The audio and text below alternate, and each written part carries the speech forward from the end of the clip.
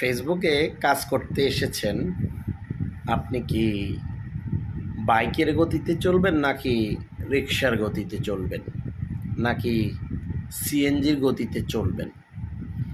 বিষয়টা হচ্ছে এরকম যে আপনি এই প্ল্যাটফর্মে সফলতার স্বপ্ন নিয়ে এসেছেন। এখন যদি আপনি রিক্সার গতিতে চলেন তাহলে আপনার গন্তব্যে পৌঁছাইতে দীর্ঘ সময় লাগবে।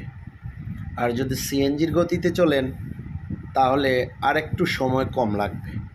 আর যদি বাইকের গতিতে চলেন তাহলে আরও একটু সময় কম লাগবে। আর যদি কারের গতিতে চলেন তাহলে আরও সময় কম লাগবে। এইটার অর্থ হচ্ছে আপনারা খুব দ্রুত সফলতার জন্য যা যা করার দরকার ঠিক তাই করতে হবে, তবেই সফলতা আপনাদের খুব অল্প সময়ের মধ্যে ধরা দিবে বলে আমি মনে করি। যদি ভিডিওটি ভালো লাগে অবশ্যই শেয়ার করে পাশে থাকবেন। ধন্যবাদ।